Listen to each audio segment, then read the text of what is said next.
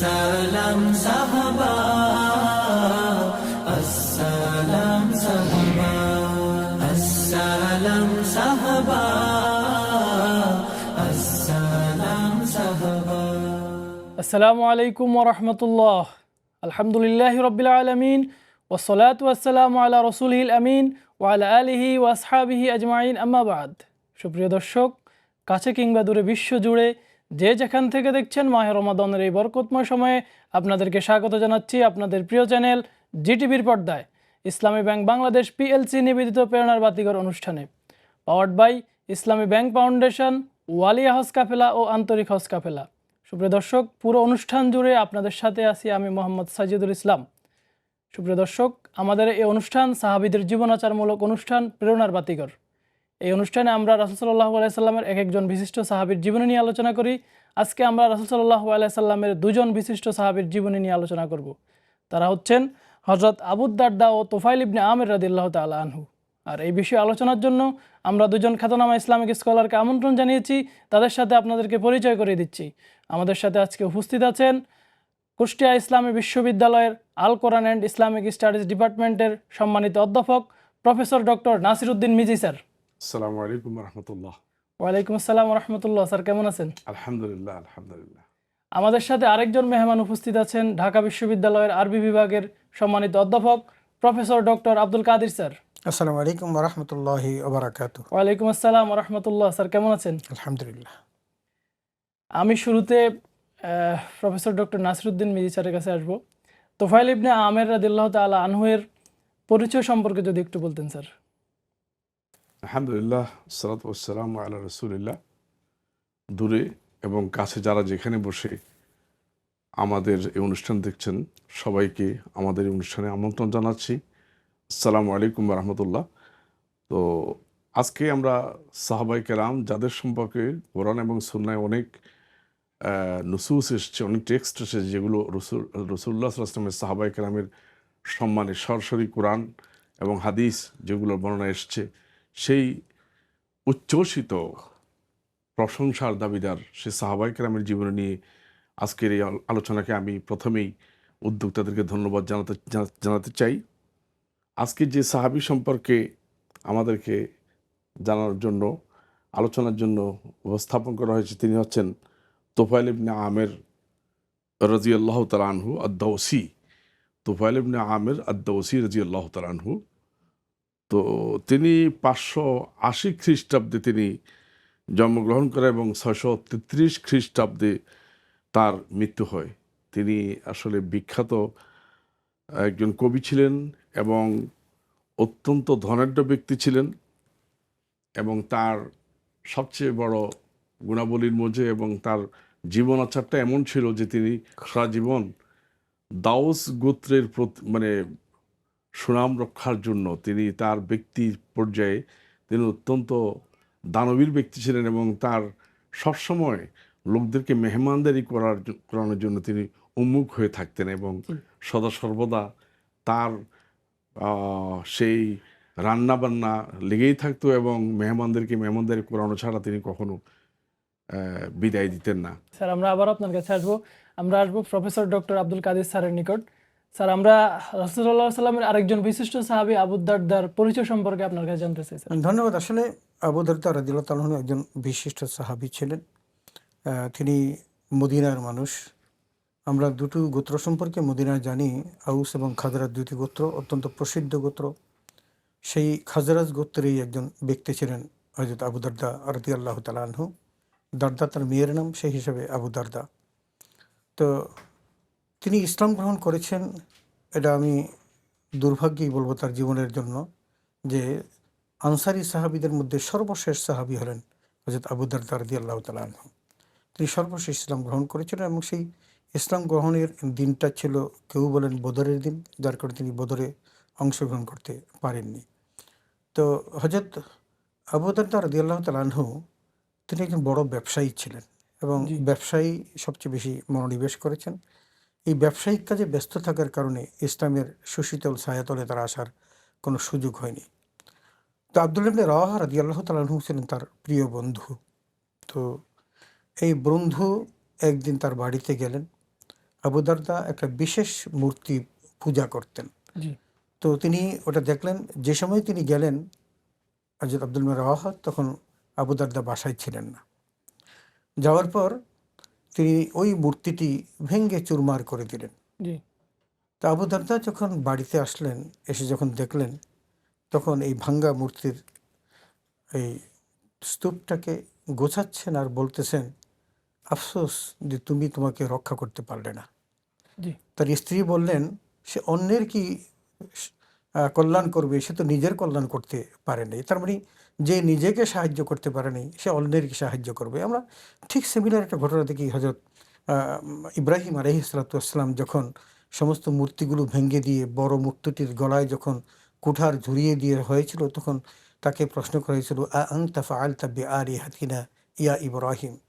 তখন তিনি কিন্তু জবাব দিয়েছেন, ক্বালা বাল ফাআলাহু কাবীরুহুম হাযা ফাসআলুহুম ইন কানু ইয়ানতিকুন। জি সেখানে তার মূল উদ্দেশ্যটা ছিল, আসলে মূর্তি যেটা কথা বলতে পারে না, মানুষের হাতের তৈরি, কাঠ দিয়ে তৈরি, সে মানুষের কল্যাণ করবে কেমন করে? তো মানুষের চেতনাটাকে জাগ্রত করার জন্য তিনি সবগুলোকে ভাঙলেন। তার মানে এই কারণে যে নিজেকে রক্ষা করতে পারে না, সে তোমাদেরকে কীভাবে রক্ষা করবে, এই জি চেতনা থেকে। আমরা সেটা দেখলাম যে আবু দারদার জীবনে সেটাই এসে ঘটলো।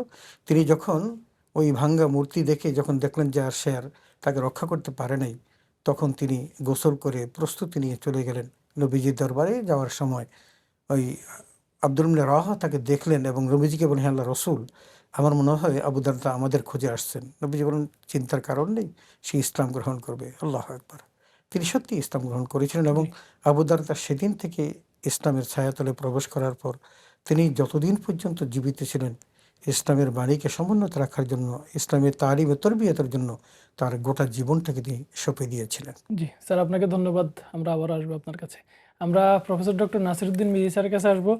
তোফায়েল ইবনে আমেরের ইসলাম গ্রহণ সম্পর্কে যদি একটু বলতেন স্যার। আহ, ধন্যবাদ আপনাকে। তোফায়েল ইবনে আমের দৌসী রাদিয়াল্লাহু তাআলা আনহু তার ইসলামে প্রবেশের ঘটনার একটু অত্যন্ত তাৎপর্যপূর্ণ। জি তিনি অত্যন্ত জ্ঞানী একজন ব্যক্তি ছিলেন এবং অত্যন্ত সম্মানিত সেলিব্রিটি টাইপের একজন লোক ছিলেন। জি তো এবং ব্যবসায়িক কারণে এবং সেলিব্রিটি হওয়ার কারণে আরবের তৎকালীন অত্যন্ত বিখ্যাত বংশ, অর্থাৎ কুরাইশ বংশের অনেক লোকের সাথে তার সম্পর্ক ছিল। তো তিনি যখন উমরা করার জন্য খানায় কাবা বা মক্কায় আসলেন, তখন তার কুরাইশ বন্ধুরা তাকে বলল যে, তুমি এসছো, আমরা অনেক খুশি, কিন্তু তোমাকে একটা ব্যাপারে সতর্ক করে দিতে চাই। সেটি হচ্ছে, আমাদের এখানে মুহাম্মদ নামক একজন লোক, সে এসছে এবং সে একটা ধর্মপ্রচার শুরু করেছে এবং তার এই ধর্মপ্রচার আমাদের পারিবারিক এবং সামাজিক বন্ধনকে শেষ করে দিচ্ছে। বাপ ছেলের কথা শুনে না, ছেলের বাপের কথা শুনে না, মায়ের কথা সন্তানরা শুনতেছে না, আমাদের মধ্যে তাফরিক সৃষ্টি করে দিয়ে, বিভক্তি সৃষ্টি করে দিচ্ছে। তুমি তার কথা শুনবে না, জি সতর্ক থাকবে। তো হযরত তোফায়েল ইবনে আমের রাদিয়াল্লাহু তাআলা আনহু তাদের কথা শুনে, তাদের কথা অনুসারে তিনি একেবারে উমরা করার টাইমে তিনি কানের মধ্যে তুলা গুজে, অর্থাৎ যাতে করে মুহাম্মদ সাল্লাল্লাহু আলাইহি ওয়াসাল্লামের কথা না শুনতে পান, অত্যন্ত সতর্ক হয়ে যান। জি কিন্তু পরবর্তীতে তিনি নিজেকে নিজে প্রশ্ন করেন যে, আমি একজন জ্ঞানী ব্যক্তি, আমি মুহাম্মদ কি বলতে চায় সেটা তো অন্তত আমার শোনা উচিত। জি শেষ পর্যন্ত হজরতে তোফায়েল ইবনে আমের দৌসী রাদিয়াল্লাহু তাআলা আনহু তিনি রাসূলুল্লাহ সাল্লাল্লাহু আলাইহি ওয়াসাল্লামের শুধু কিছু একটু তেলাওয়াত শুনলেন এবং তেলাওয়াত শুনেই তিনি ভাবতে লাগলেন এবং তিনি তার চিন্তা শক্তির মাঝে, তার মনোচেতনায়, মনোজগতে এক বিশাল পরিবর্তন দেখা দেয় এবং তিনি ইসলাম গ্রহণ করেন।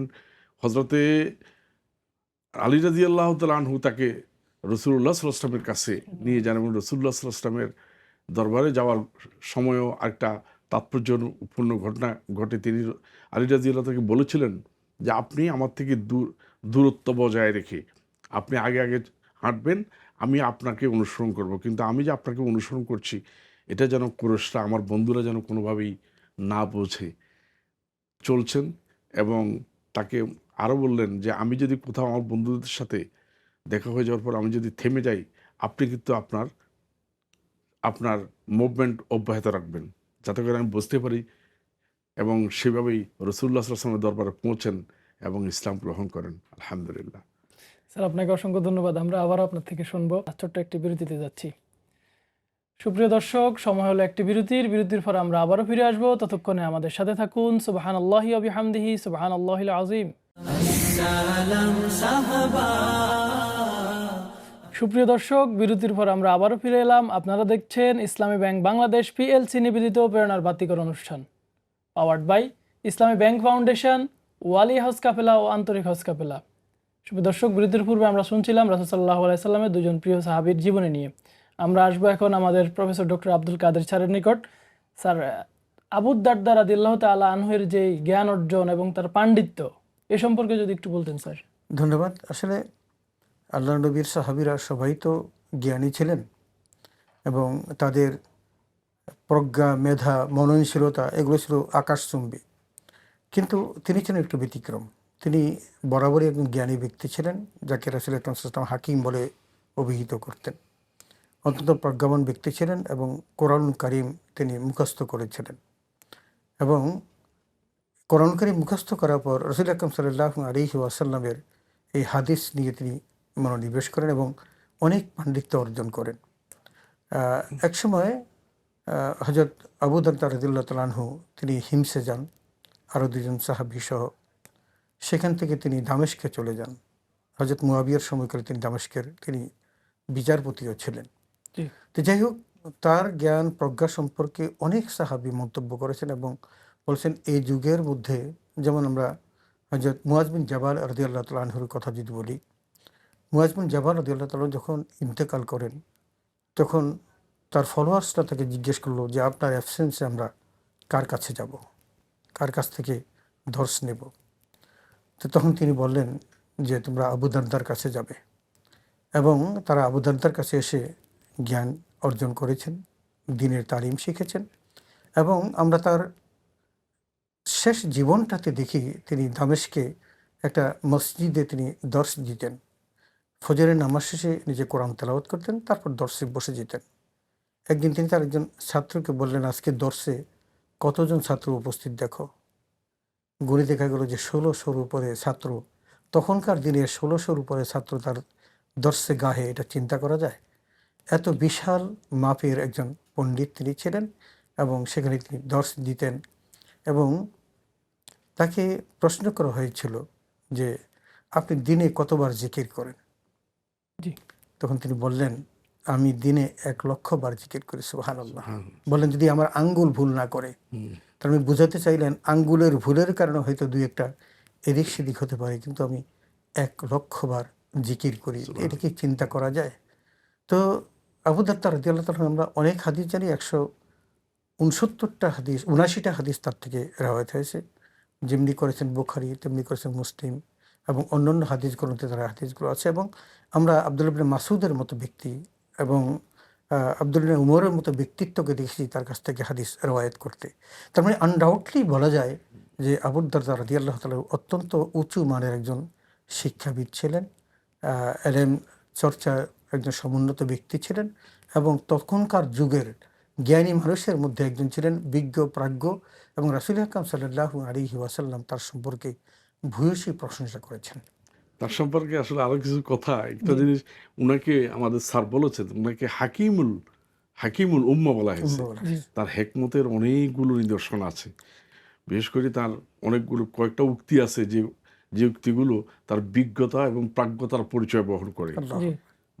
তিনি একটা উক্তিতে তিনি বলেছিলেন যে মান কাসুরা কালামুহু কাসুরা কিযবুহু ওয়ামান কাসুরা হালাফুহু কাসুরা ইসমুহু ওমান কাসুরাত হুসুমাতুহু লাম ইয়াসলিম দীনুহু। যে ব্যক্তি কথা বেশি বলবে তার ভুল বেশি হবে, যে ব্যক্তি বেশি হলফ করবে তার গুনাহ বেশি হবে, যে ব্যক্তি হুসুমত ঝগড়া বিবাদ বেশি করবে লাম ইয়াসলিম দীনুহু, তার দিন সেটা সালেম থাকবে না, তার দিন নিরাপদ থাকবে না, অর্থাৎ তার দিনের প্রতি ঘাটতি দেখা দেবে। তিনি আরো একটা উক্তি করেছিলেন যে লাউ আন্না রাজুলান হারবা মিন রিজকিহি কামা ইয়াহরব মিনাল মাউত লা আদরাকাহু রিজকুহু কামা ইউদরিকুহুল মাউত। যে ব্যক্তি রিজিক তালাশের থেকে ভাগবে, যেমন ভাবে মানুষ মৃত্যু থেকে ভাগে, মৃত্যু থেকে মানুষ পলায়ন করার জন্য দৌড়ায়। ঠিক তেমনিভাবে রিজিক তাকে তার দিকে এগিয়ে যাবে, যেমনভাবে মৃত্যু মানুষের দিকে এগিয়ে যায়। জি কত ভাগ্যপূর্ণ কথাবার্তা, জি ভাগ্যতাপূর্ণ কথাবার্তা হযরত হাকিমুল উম্মাহ তাকে বলা হয়েছে। জি। আমরা তোফাইল ইবনে আমের আদ-দাওসির যে ইসলামের জন্য খেদমত, তিনি রাসূল সাল্লাল্লাহু আলাইহি ওয়াসাল্লামের জন্য নিজের জীবন উৎসর্গ করে দিলেন, সর্বশেষ তিনি মৃত্যুবরণ করলেন, এ সম্পর্কে যদি একটু বলেন স্যার। রসুলের সাল্লাল্লাহু আলাইহি ওয়াসাল্লামের ইন্তেকালের পর আমরা জানি যে ইসলামের ইতিহাসে এটা লিপিবদ্ধ আছে যে কিছু লোক আসলে মিথ্যা নবুয়তের দাবি করেছিল। জি তো হযরত আবু বকর রাদিয়াল্লাহু তাআলা আনহু বেশ বিশ্বস্ত এবং অত্যন্ত নির্ভরযোগ্য কিছু সাহাবায়ে কেরামকে তাদের বিরুদ্ধে প্রেরণ করেন। তার মধ্যে হযরতে তোফাইল ইবনে আমের রাদিয়াল্লাহু তাআলা ছিলেন। জি তিনি আহ, সেই যুদ্ধে অংশগ্রহণ করেন এবং রাস্তায় তিনি একটা স্বপ্ন দেখেন। জি সেই স্বপ্নটা ছিল এই যে তিনি দেখলেন যে তার মাথা মুন্ডিত হলো, পরবর্তীতে তার মুখ থেকে একটা পাখি বের হয়ে গেল জি এবং পরবর্তীতে আরও তিনি দেখলেন একজন মহিলা তাকে তার পেটের ভিতরে তাকে ঢুকিয়ে নিয়েছে। তিনি তার সঙ্গী সাথীদেরকে তিনি বললেন যে আমি এই ধরনের একটা স্বপ্ন দেখেছি, জি এবং তিনি নিজে আবার তাবির অর্থাৎ স্বপ্নের ব্যাখ্যাও তিনি নিজেই দিলেন। জি। তিনি বললেন যে আসলে মাথা মুন্ডন মানে আমার মাথা নিচু হয়ে যাবে এবং পাখি বেরিয়ে, মুখ দিয়ে পাখি বের হয়ে যাবে, আমার প্রাণ পাখি বেরিয়ে যাবে আচ্ছা। এবং সর্বশেষ এই জমিন আমাকে গিলে খাবে, অর্থাৎ এই জমিনের মধ্যে আমি মদফুন হব, আমাকে দাফন করা হবে। সেটাই হচ্ছে মহিলার পেটে ঢুকে যাওয়া। জি আমরা সর্বশেষ দেখি হজরতে তোফাইল রাদিয়াল্লাহু তাআলা, তোফাইল ইবনে আমের আদ-দাওসি সেই ইয়ামার যুদ্ধে তিনি শাহাদাত বরণ করেন এবং অত্যন্ত বীরত্বের সাথে তিনি লড়েন। এবং আপনারা জানেন যে হজরত আবু বকর সিদ্দিক রাদিয়াল্লাহু তাআলা আনহুর খিলাফতকালে ছিল রাসূলুল্লাহ সাল্লাল্লাহু আলাইহি ওয়াসাল্লামের ঠিক পরপরই। তো রাসূলুল্লাহ সাল্লাল্লাহু আলাইহি ওয়াসাল্লামের ইন্তেকালের পরে মুরতাদ্দিন দিন থেকে কিছু লোক বেরিয়ে গেল, কিছু লোক জাকাত মুনকিরিন জাকাত ছিল, জাকাত অস্বীকার করলো, কিছু লোক নবুয়তের দাবি করলো, ভণ্ড নবীদের উদ্ভব হলো। তো এই যে ভয়াবহ যে ইসলামী তৎকালীন ইসলামী রাষ্ট্রের বিরুদ্ধে যে ভয়াবহ এক বিদ্রোহ, এই বিদ্রোহকে শক্তভাবে তিনি তিনি মোকাবেলা করেছেন এবং সেই সেই মোকাবেলার দায়িত্ব নিয়েছিলেন এই তোফাইল ইবনে আমের রাদিয়াল্লাহু তাআলার মতো এই বিশিষ্ট সাহাবায়ে কেরাম। এটি আসলে তার চরিত্রের অন্যতম বিশেষ দৃঢ়তা জি এবং ইসলামের উপর অটল শাহাদাতের তামান্না, এগুলো ছিল তাদের জীবনের সবচেয়ে বড় গুণ। স্যার, এবং আমরা বুঝতে পারি যে তিনি ইয়ামামার যুদ্ধে ভণ্ড নবীদের বিরুদ্ধে যে যুদ্ধ হয়েছিল ওইখানে তিনি শাহাদাত বরণ করেছেন। জি স্যার, আপনাকে অসংখ্য ধন্যবাদ। আমরা প্রফেসর ডক্টর আব্দুল কাদের স্যারের কাছে আসবো। আবু দারদা রাদিয়াল্লাহু তাআলা আনহুর জীবনী সম্পর্কে যদি একটু বলতেন স্যার। ধন্যবাদ। আসলে তার সাদাসিধে জীবন ছিল। এটা যদি আমরা দেখি, ইসলাম গ্রহণ করার পর তিনি ব্যবসার দিকে খুব বেশি একটা মনোনিবেশ করতে পারলেন না। হযরত আবু বকর সিদ্দিক যেমন ব্যবসা এবং দিন দুটোকেই পরিচালনা করতে পারতেন, এটা তার পক্ষে সম্ভব হয়নি, এটা অনেকের পক্ষেই সম্ভব হয়নি। এই জন্য তিনি ব্যবসাটাকে একেবারে বন্ধ করে দিলেন এবং ব্যবসা বন্ধ করে ক্ষান্ত হলেন না, বরং তিনি একটা সাদাসিধা জীবন গ্রহণ করলেন। যাই হোক, হযরত সালমান ফারসি রাদিয়াল্লাহু তাআলা আনহু, যাকে রাসূল আকরাম সাল্লাল্লাহু আলাইহি ওয়াসাল্লাম আবু দারদার ওই ভ্রাতৃত্বের বন্ধনে আবদ্ধ করে দেওয়ার কারণে ভাই ছিলেন। তো সালমান ফারসি রাদিয়াল্লাহু তাআলা আনহু একদিন তার মদিনার জীবনের মুআখাত যেটা ছিল, সেটার সেই মুআখাতের দৃষ্টি মাধ্যমে তাকে ভাই ভ্রাতৃত্বের বন্ধনে আবদ্ধ করেন। তো সালমান ফারসি একদিন তার বাসায় গেলেন, দুপুরে খেতে বসছেন। এমত অবস্থায় আবু দারদা বলেন যে আমি তো সিয়াম পালন করেছি। হযরত সালমান ফারসি তাকে জোরপূর্বক তার সিয়াম ভঙ্গ করলেন আল্লাহ। এবং রাতে তাকে খাওয়ার ব্যবস্থা করলেন। রাতে তারা তাহাজ্জুদের নামাজও পড়লেন একসাথে। তার মানে তাকে রোজা রাখতে আর দিলেন না এবং জোরপূর্বক তার রোজা ভঙ্গ করলেন। তো এই কথাগুলো আবু দারদা পরের দিন রাসূল আকরাম সাল্লাল্লাহু আলাইহি ওয়াসাল্লামের কাছে বললে নবীজি বললেন যে সালমান ফারসি ঠিকই করেছে, যে সংসার জীবন আছে, তুমি সংসার জীবন কেন ছেড়ে দিবে? তুমি আবাদত করবে, কিন্তু আবাদত করলে কি দুনিয়া বিমুখ হতে হবে? তার মানে যেটাকে আমরা বৈরাগ্যতা বলি, এটা কখনো ইসলাম পছন্দ করেন না, লা লা রুহবানিয়াতা ফিল ইসলাম। রুহবানিয়াতুল ইসলাম। ইসলাম। তখন ইসলাম যেহেতু এটা পছন্দ করেন না, এটা মুসলমানদের মধ্যে বিশেষ করে সাহাবীদের মধ্যে কেউ এমনটা করা উচিত নয়। এবং সেটাই রাসূল করিম সাল্লাল্লাহু আলাইহি ওয়াসাল্লাম হাতে কলমে তাকে শিক্ষা দিলেন যে তুমি যথারীতি ইবাদত করবে, দিন ধর্ম পালন করবে, পরিবার পরিজনদের দেখাশোনা করবে, এবং তুমি তোমার প্রাত্যহিক জীবনের যে কাজ এগুলো তুমি যথাযথভাবে আঞ্জাম দিবে। জি স্যার, আপনাকে অসংখ্য ধন্যবাদ। আমরা প্রফেসর ডক্টর নাসিরউদ্দিন মেহেদী স্যারের কাছে আসবো। তোফায়েল ইবনে আমের আদ-দাওসির জীবনী থেকে আমরা কি শিক্ষা গ্রহণ করতে পারি, আমাদের দর্শকদের উদ্দেশ্যে যদি একটু বলেন স্যার। সাহাবায়ে কেরামের অনেক বড় বড় সাহাবায়ে কেরাম রাসূলুল্লাহ সাল্লাল্লাহু আলাইহি ওয়াসাল্লামের কাছে যখন এসেছেন, তারা রাসূলুল্লাহ সাল্লাল্লাহু আলাইহি ওয়াসাল্লামের কাছে তারা কথা বলতেই সাহস পেতেন না। ইসলাম আপনারা সাহাবায়ে কেরামের জীবনী যখন আমরা আলোচনা করি দেখি যে যে সমস্ত সাহাবায়ে কেরাম ইসলাম গ্রহণ করেছেন, অধিকাংশ সাহাবায়ে কেরাম আসলে জ্ঞান, গরিমা, ধনাঢ্যতা, সামাজিক অবস্থান এদের অনেক ঊর্ধ্বে ছিল। জি তো আমরা হযরত তুফাইল ইবনে আমের রাদিয়াল্লাহু তাআলার জীবনী থেকে এটাই শিক্ষা পাবো যে ইসলামের কাছে কমপ্লিট সারেন্ডার, জি কমপ্লিটলি ইসলামের কাছে আত্মসমর্পণ করার এক জীবন্ত প্রতীক ছিলেন এই সাহাবায়ে কেরাম, জি বিশেষ করে হযরত তুফাইল ইবনে আমের রাদিয়াল্লাহু তাআলা আনহু। স্যার, আপনাকে অসংখ্য ধন্যবাদ।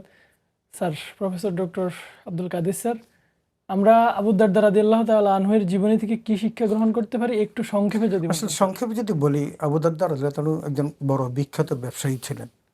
তিনি ওই ব্যবসায়িক জগতে যেরকম বড় ছিলেন, আবার ইসলাম গ্রহণ করার পর তিনি একজন বড় মাপের একজন দার্শনিক, বড় মাপের একজন অলি, বড় মাপের একজন ইবাদত গুজার ব্যক্তি ছিলেন। তো একজন মানুষের মধ্যে বহু রূপ থাকে, কিন্তু সব রূপ একসাথে প্রকাশ পায় না। একসময় তিনি পয়সা কামিয়েছেন ব্যবসা বাণিজ্য করে, আবার যখন ইসলামে এসেছেন তখন সব কিছু ছেড়ে দিয়ে দিনের জন্য নিজেকে সঁপে দিয়েছেন। এত বড় একজন ব্যক্তি হওয়া সত্ত্বেও, যাকে হাকিমুল উম্মাহ বলা হয়, জি এমন একজন বিচারপতি হওয়া সত্ত্বেও তিনি যেই সাদাসিধে জীবন তিনি অবলম্বন করেছেন, এটা আমাদের জন্য প্রেরণার উৎস। শুধু তাই নয় যে তিনি রাসূল আকরাম সাল্লাল্লাহু আলাইহি ওয়াসাল্লামকে উহুদের ময়দানে যেভাবে সাহায্য করেছেন, নবী তার প্রশংসা করেছেন এবং তাকে একজন বিখ্যাত অশ্বারোহী হিসেবে তাকে খেতাব দিয়েছেন। সুতরাং আমরা যেন তার জীবন থেকে ফায়দা গ্রহণ করতে পারি। আল্লাহুম্মা আমিন। আমিন। স্যার, আপনাদের দুজনকে অসংখ্য ধন্যবাদ কষ্ট করে এসে আমাদেরকে সময় দেওয়ার জন্য। আপনাদের থেকে আমরা রাসূল সাল্লাল্লাহু আলাইহি সাল্লামের দুজন সাহাবীর জীবনাচার শুনেছি। আশা করছি আমাদের দর্শকরা এর দ্বারা উপকৃত হবে। আপনার মাধ্যমে আমাদের সকল দর্শককে আমরা ধন্যবাদ জানাতে চাই। জি স্যার। সুপ্রিয় দর্শক, দেখতে দেখতে আমরা অনুষ্ঠানের একেবারে শেষ পর্যায়ে চলে এসেছি। আমরা রাসূল সাল্লাল্লাহু আলাইহি সাল্লামের দুজন সাহাবীর জীবনী শুনেছি। আমরা যাতে তাদের জীবনী থেকে শিক্ষা গ্রহণ করতে পারি সেই তৌফিক কামনা করছি। আজকে বিদায় নেওয়ার পালা। আগামী দিন রাসূল সাল্লাল্লাহু আলাইহি সাল্লামের অন্য কোনো সাহাবীর জীবনী নিয়ে হাজির হয়ে যাব। ততক্ষণে আল্লাহ রাব্বুল আলামিন আপনাদেরকে ভালো রাখুন। সুবহানাকাল্লাহুম্মা ওয়া বিহামদিকা আশহাদু আল্লা ইলাহা ইল্লা আনতা আস্তাগফিরুকা ওয়া আতুবু ইলাইক। আসসালামু আলাইকুম ওয়া রাহমাতুল্লাহ। আসসালাম সাহাবা, আসসালাম সাহাবা।